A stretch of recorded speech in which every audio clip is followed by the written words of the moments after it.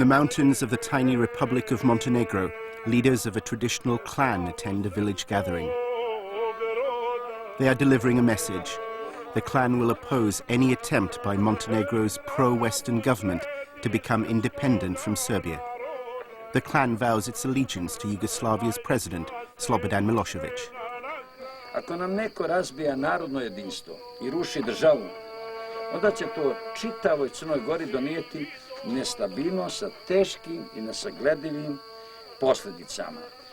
Kao potomci junaka koji su svojom mudrošću I krvlju stvarali ovu državu, mi danas imamo svetu obavezu da branimo Crnu Goru. A decade ago, Yugoslavia consisted of 6 republics. Slovenia, Croatia and Bosnia parted amid civil war. Montenegro and Serbia are all that's left. Clans were formed as military units in the 15th century to protect Slavic Christians from their Islamic enemies. Today, these clan members declare their loyalty to Serbia, though they were born and brought up in Montenegro.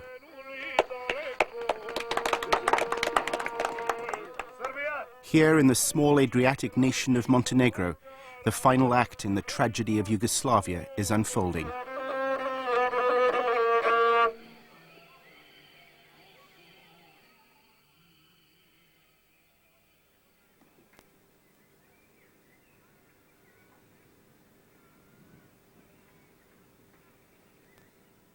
Twice during the last century, this fractured landscape witnessed civil war, etching a fault line that divides Montenegro today. In this wounded region, history is rarely laid to rest. Now Montenegro's past is being exhumed in a battle over the ethnic identity of those living on its territory.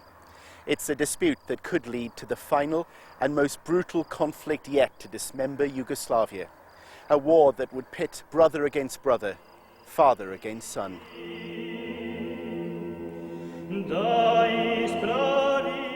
Old Montenegro was hallowed territory for Slavic people, united in their faith, language and culture. The church was the government. The monastery in Montenegro's former capital of Cetinje was the seat of national defense. The faithful were warriors who fought the mighty Islamic empire of the Ottoman Turks. It was a nation forged to protect Christendom.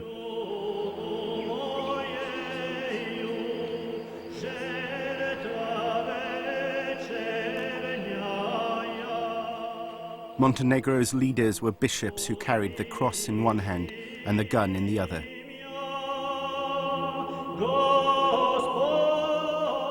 The skulls of their vanquished Islamic foes adorned the monastery tower. It's in 1796. Today, a trophy marking a famous victory 2 centuries ago remains in the monastery. Before battle, the bishop who then ruled Montenegro had sent a divine message to the commander of the Turkish army, Mahmud Pasha. If I am guilty for this war, I want to die immediately, this night. If you are guilty, may the fire come from the heaven and burn you. So after the war, after the battle, they find Mahmud Pasha burned. I can just see, Father, that the skull is broken there. What happened? I think it was a saber. He was struck down. Yes, probably from the horse. History and myth have blended into national folklore. Montenegro is the only region in the Balkans to have never been conquered by Muslims. 3 centuries ago, Montenegrins who had converted to Islam were told, "Be baptized or die." This act of faith is celebrated today as the reason why Montenegro survives as a Christian nation.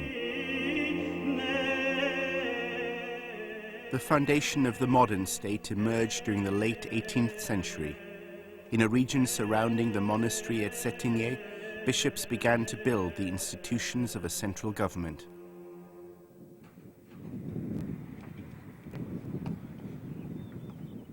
The territory of Montenegro had become a haven for Orthodox Christians. The head of the established faith in Montenegro today is Archbishop Amfilohije. He's known as a metropolitan in the Orthodox faith. He is also a believer that the Montenegrin nation doesn't exist.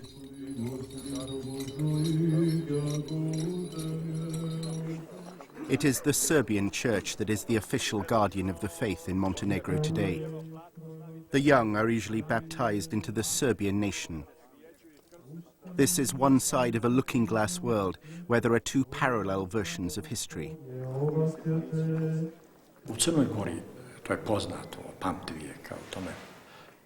If we're talking about ethnic identity, in Montenegro it's well known, and there's plenty of evidence, that from ancient times Serbs have lived here.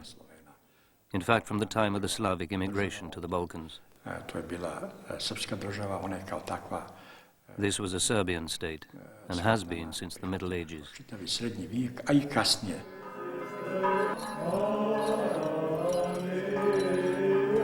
According to this version of history, it was Serbs who found refuge in Montenegro's barren hills.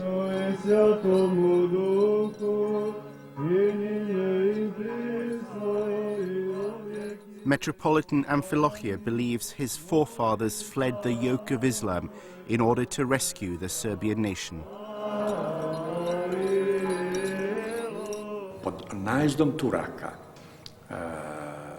During the Turkish attacks, all the Serbs, peasants and nobles, gathered in these mountains to try to preserve their faith. And it was here that a spark of freedom for the Serbs emerged. The Montenegrin metropolitans, in trying to recreate the country, were actually intent on creating a Slavic Serbian empire.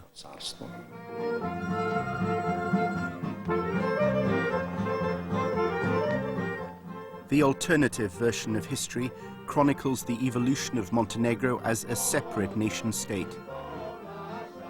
Bobo Bogdanovic runs a dance troupe that celebrates Montenegrin culture. He believes that Montenegro is distinct from Serbia and should become an independent nation.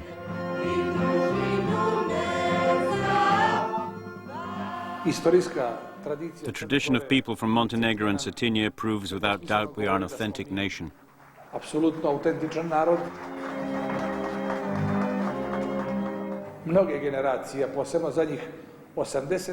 Many generations, especially during this century, had no idea about their true heritage, of the historical facts. It's precisely because of this ignorance that they've reached the point where they have no idea who they are. And the truth is that they are Montenegrins. They have always been Montenegrins, and they belong to a special country.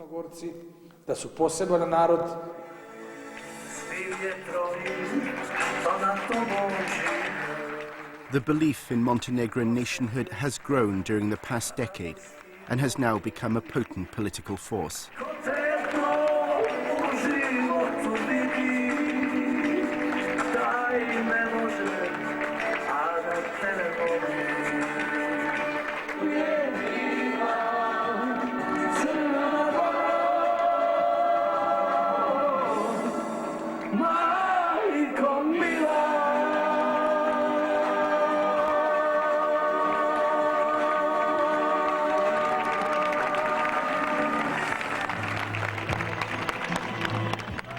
The man presiding over Montenegro's destiny is Milo Djukanovic. He has edged his country toward greater independence from Serbia and committed his people to a referendum on their nationhood. But no date has been set for a referendum, and President Djukanovic tries to embrace both sides of the division on national identity. He simply proposes a looser federation with Serbia.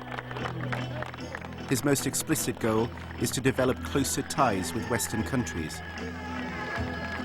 Milo Djukanovic began to favor greater independence after the breakdown of his relationship with the president of Yugoslavia, Slobodan Milosevic. During his first decade in power, Milosevic controlled Montenegro like a fiefdom, placing his own henchmen in power. Milo Djukanovic was then a close ally. In 1997, everything changed. Djukanovic challenged his mentor by contesting Montenegro's presidential election. He narrowly defeated Milosevic's chosen candidate. Milosevic's supporters tried to prevent Djukanovic gaining power, and Montenegro was on the edge of civil war. The threat of conflict has remained ever since. Our relationship changed because Milosevic's regime continually tries to destabilize the government of Montenegro and to bring into power people loyal to him. These people would help him keep Yugoslavia as a unified state and maintain Montenegro as a province for his own dictatorial ambitions.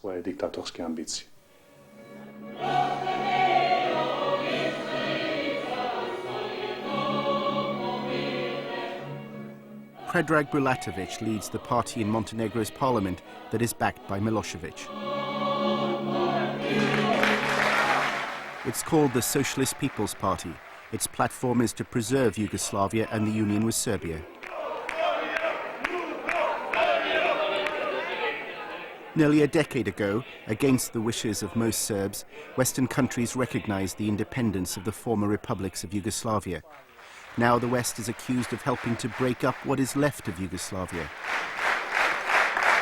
Dragi mladi prijatelji, Socijalistička narodna partija Crne Gore će uraditi sve da namjere staranog faktora i sluganskog marionetskog režima Mila Djukanovića, koji ima namjeru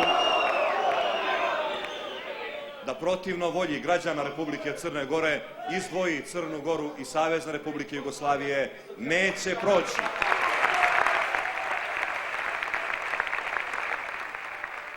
In Montenegro, many young Serbs have grown up believing that Milosevic is their defender and the outside world is their enemy. They have faced a decade of economic isolation, and last year NATO planes bombed Yugoslavia. Ceo svet će na moju zemlju da kidiše. Rulje bivših ljudi, lopova i golja.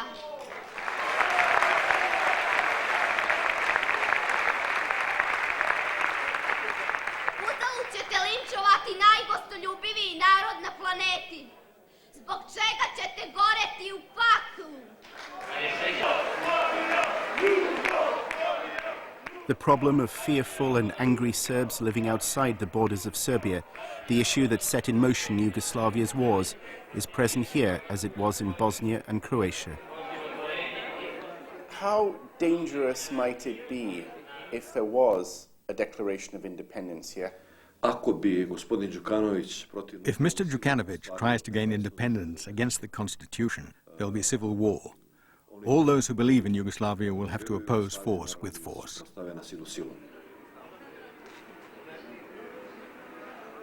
Bobo Bogdanovic is a standard-bearer for the new Montenegrin nationalism.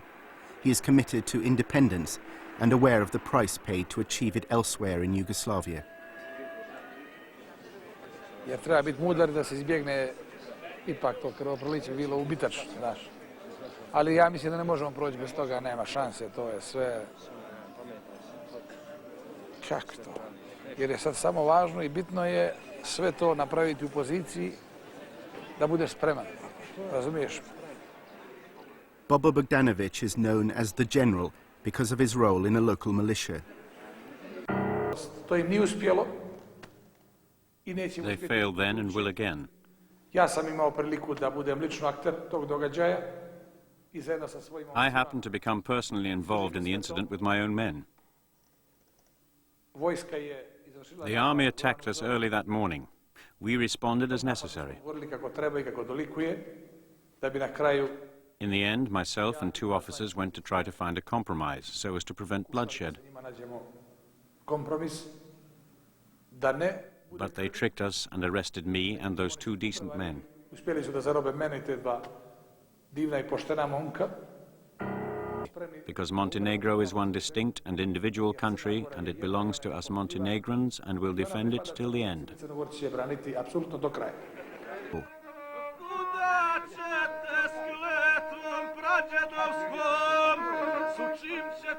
At their homeland in the mountains, the Rovca clan begins a committee meeting with a traditional ballad. It recalls the clan's former glories on the battlefield.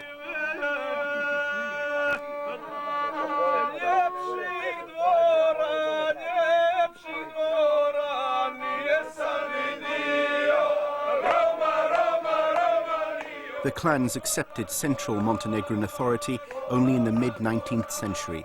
Their influence survived but dwindled. Recently, Milosevic has rekindled clan identity so as to create an alternative power structure in Montenegro, one that can challenge President Djukanovic.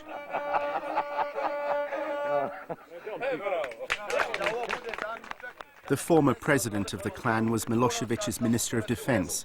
He was gunned down in a restaurant by unknown assassins earlier this year. Nikola Minic is the new leader. The clan is planning a memorial to honor his murdered predecessor. The meeting also confirms the holy duty of these men to defend the union with Serbia. Ako Milo Djukanovic bude htio da odvaja Crnu Goru, da mi nećemo u toj I takvoj Crnoj Gori, nego ćemo da budemo u sastavu bratskoga I bratskoga Srbije. Pavlu Bulatoviću. In the past, Montenegro's scattered villages were held together by clan loyalty, a culture founded on honor and blood revenge, a fabled past that shapes the mentality today. This is a land where most adult men are armed, where the defense of their identity is elevated to a noble calling.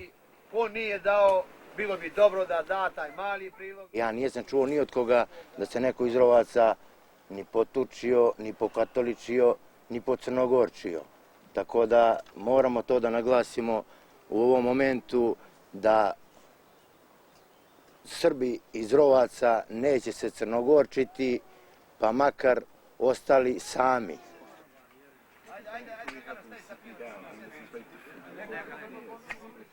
Mi smo kroz našu, ajde da kažemo, We have had many enemies throughout our history, so people gathered together, helping each other as a means of common defense against these enemies. That's how the Rovca clan was formed. It's one of the purest Serbian clans in this territory. That's the reason we're rebelling. We want to live in one state and belong to one nation. They're now trying to divide us ethnically into Serbs and Montenegrins. Montenegro is just a postal address, and they're all Serbs, we're all one nation.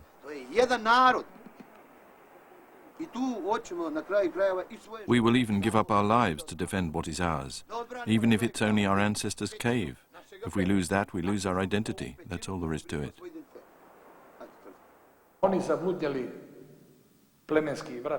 We call these people confused clan sorcerers. They are common cowards. These people have no sense of morals or respect for their country.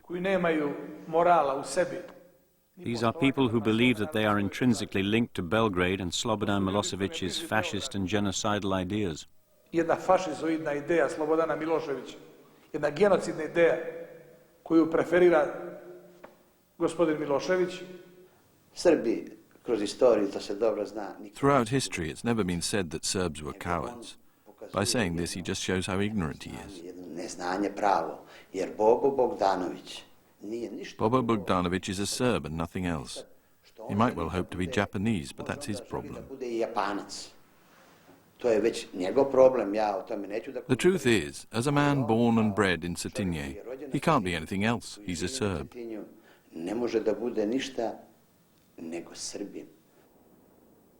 Yet Cetinje is at the center of the recent revival in Montenegrin nationalism. It became the capital of an independent nation in 1878, when Montenegro was recognized as a separate country by the outside world. It's a town of former parliaments and palaces, as well as embassies from around the world. The old British consulate is now a music school.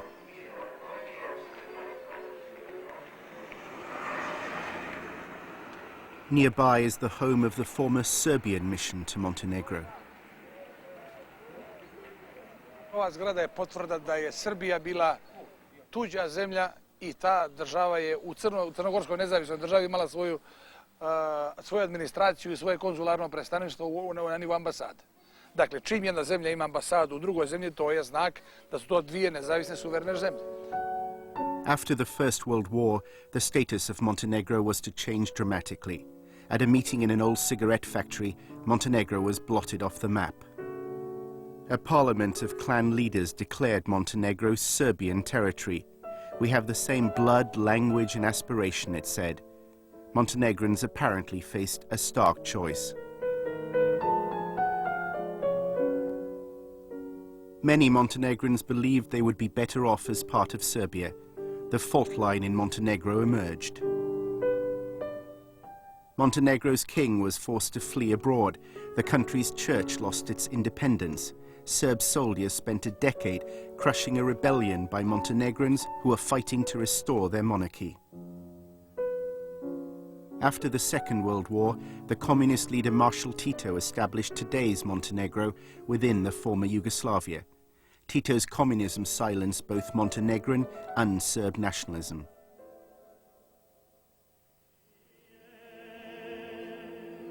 The end of communism reawakened the Serbian Orthodox Church. Within Cetinje's monastery, there is a belief that Tito wanted to prevent an united Serb nation emerging in the Balkans.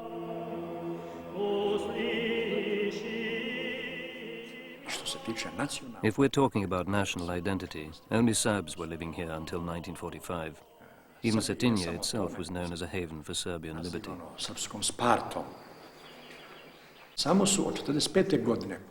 It was only after 1945 that the communists tried to create a separate Montenegrin state with their new Marxist theories of nationhood.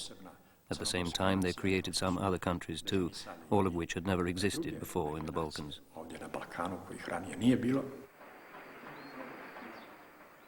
The divisions hewn from former wars are reviving in Cetinje today. Neighbors believe they live in different countries. The church is at the heart of the divide.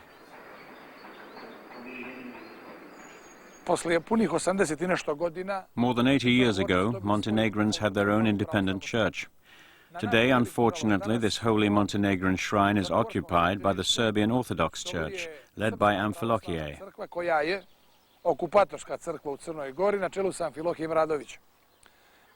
These people have no sense of spirituality at all. They are following a monstrous and genocidal policy intent on destroying other nations. Unfortunately, they are still in control of our monastery, of our holy place. A short distance away, behind the net curtains of a suburban house, is a congregation that is hoping to make the monastery its new home.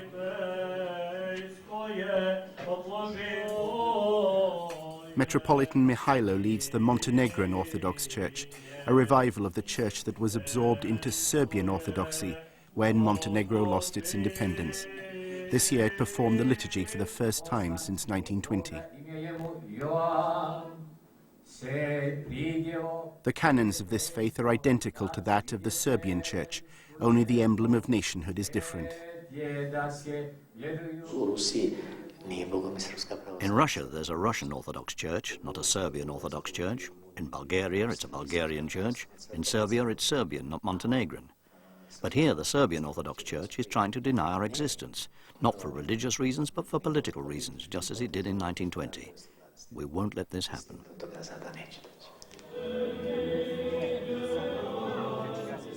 The revival of the Montenegrin Orthodox Church has ignited the wrath of its Serbian namesake. Metropolitan Milo has been cursed, condemned as godless, and his church described as a cult. He is referred to by his lay name, Dedeic. As for that group of people who consider themselves a church, that man Dedeic, who's their leader, isn't even recognized as a priest by anyone in the Orthodox faith. In addition, another of the monks got married and now has children. That means he has violated his oaths.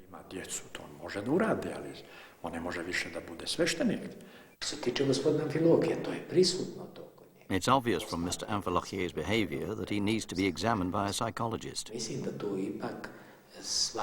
Every day that becomes more and more obvious, and I think that the citizens of Montenegro can see that too. You can see it from the way he's behaving.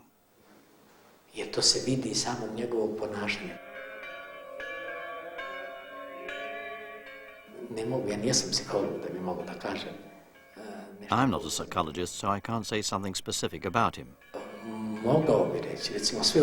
I can only say that because of everything that he is doing, he is definitely mentally unstable.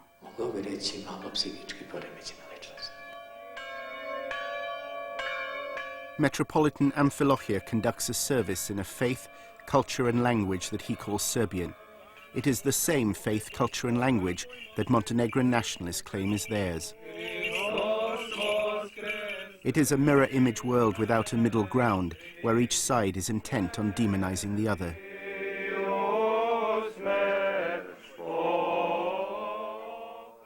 The Montenegrin church distributes a book entitled The Crimes of Amfilohije.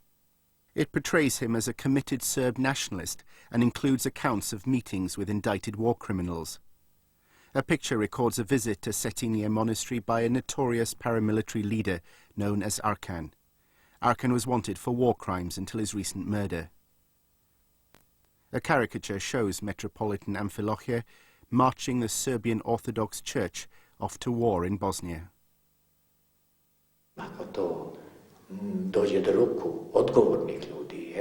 If that book was read by leaders and politicians in Europe, I'm sure that the Hague Tribunal would then accuse one man in particular of responsibility for a number of misfortunes in former Yugoslavia during this unfortunate bloody civil war. Mr. Amfilohije should be called to account by the Hague Tribunal. I think it should happen, and it will.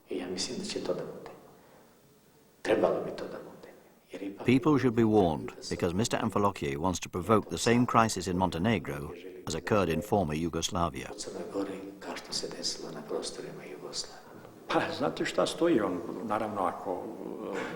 You know what's really behind that? They think that they could realize their goals by discrediting me as metropolitan.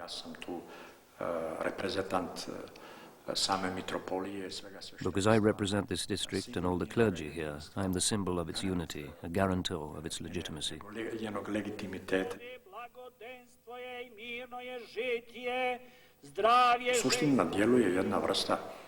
The main point is that now we have some form of paganism where God has been transformed into a god of nationalism.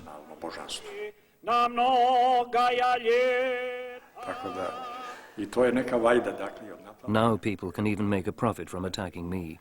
They can earn themselves a crust. But in doing so, they forfeit their souls and sense of honor for poisoning the minds of innocent people.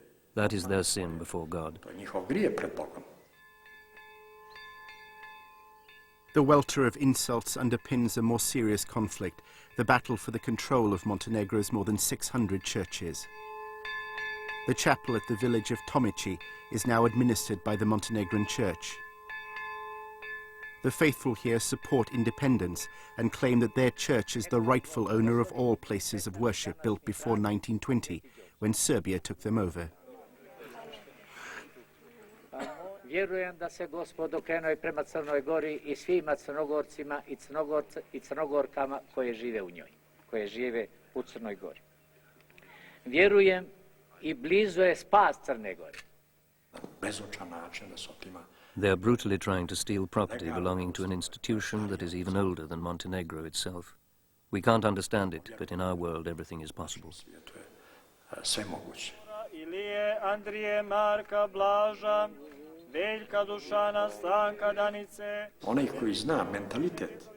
It's clear to everyone who knows the mentality of Montenegrins, knows how we are, that this could be a challenge to civil war.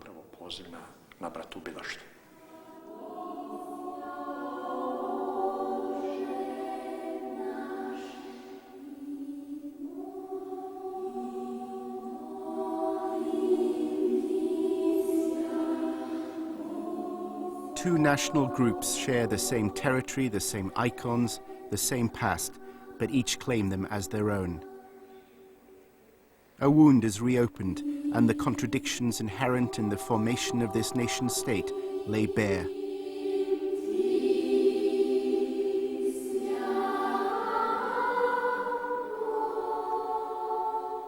Mi nećemo dozvoliti da neka sekta. We won't allow some sect under someone else's control to take over the sanctities of the Serbian Orthodox Church.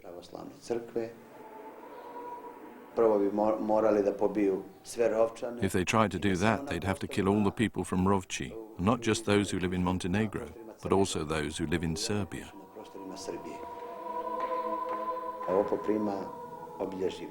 This is taking on the characteristics of a religious war. If someone tries to change our identity by force, as they're trying now, can you imagine what sort of war this will be?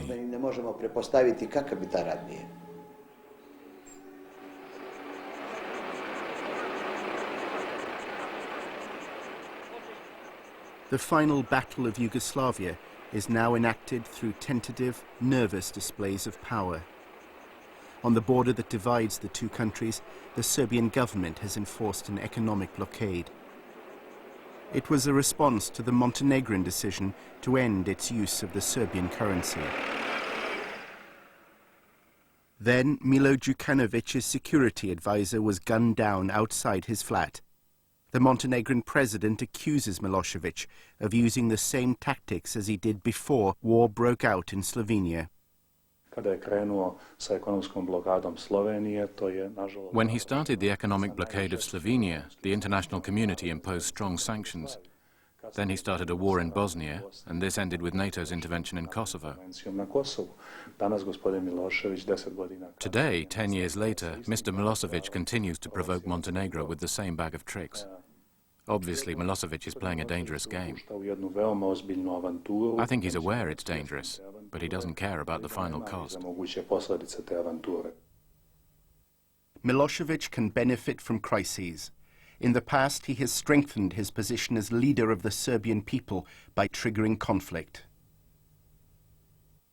The potential for crises in the region remains. In Kosovo, the West has failed to protect the Serb minority. The province is officially part of Serbia, but its future status is a political time bomb. Meanwhile, Milosevic is running for re-election as president of Yugoslavia in late September. If he is in danger of losing power, he could spark a constitutional crisis in Montenegro in order to secure his political survival in Serbia.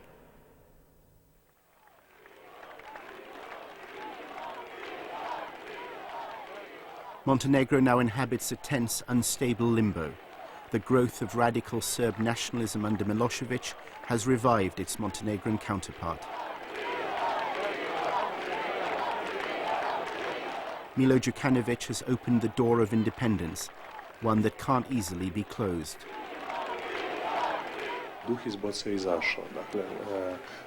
The genie is out of the bottle. It's obvious there is a growing desire for independence amongst Montenegrins.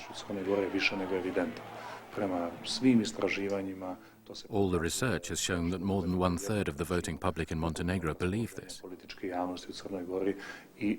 So I agree that even if somebody tried, there is no way the genie could be put back in the bottle again. In Cetinje, Bobo Bogdanovic and his militia are now under the command of Montenegro's special police. This is a fragile, impatient country. The threat of attack from Milosevic has fanned an intoxicating desire for independence.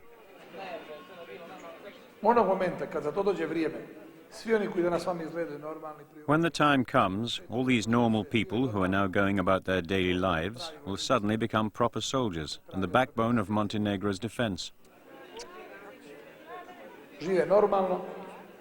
Right now, they live a normal life in every way. And at the crucial moment, these young, beautiful people will become responsible for their actions and aware of the cause they are fighting for. This is Montenegro's biggest strength.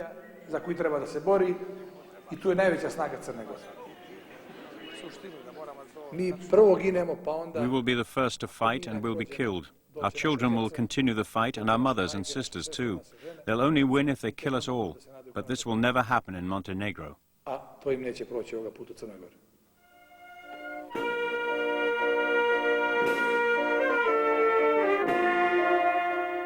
The Yugoslav army celebrates its role defending Montenegro against the Nazis during the Second World War.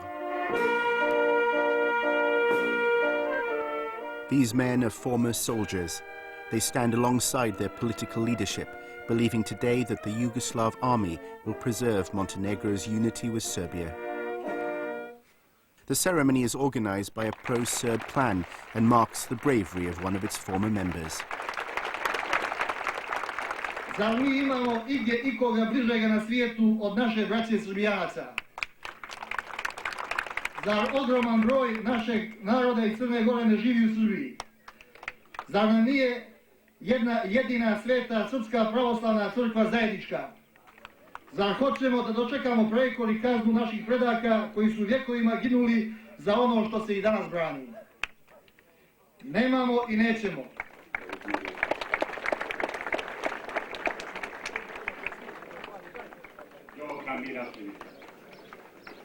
Ukazala mi se velika čast i počast da govorim o dijelu. Mi smo samovoljno ušli u sastav Crne Gore. A znači We, the clans, became part of Montenegro through our own free will. bez naše saglasnosti i bez da nas pita. But now they think that they can act without our agreement, without our permission. Da vam kažem da We've got to the point where any further push towards an independent Montenegro would mean a call to arms for all of us from the Rovci clan. nas Rovčane znači poziv na oružje. Hristos voskrese,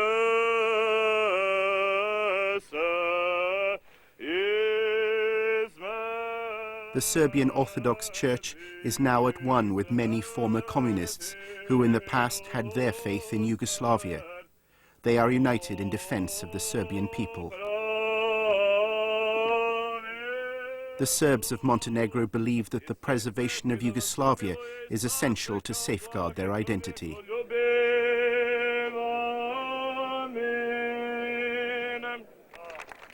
Ako misle da slijepo slijede politiku iz Beograda, If they continue blindly to follow the politics of Belgrade and to persist with the belief that they are defending the lie that is Yugoslavia, then blood must flow. što je jedna obična prevara, onda ta krv And it will flow in rivers throughout Montenegro. Finally, once and for all, it will be decided whether Montenegro should exist or just remain an ornament of Belgrade and of Serbia. treba da bude privjesak Beograda i Srbije. Ima oružja dosta. There are a lot of weapons here. We're all armed, and when it comes down to it, the Yugoslav army is an occupying force in Montenegro. Okupaciona vojska u Crnoj Gori. The contradictory demands of nationhood remain glaringly unresolved in Montenegro's political debate. While the boundaries of the Serb nation remain disputed, the region will continue to provide Milosevic with an explosive mixture that he can ignite at will. The protracted agony of Yugoslavia's demise is not over yet.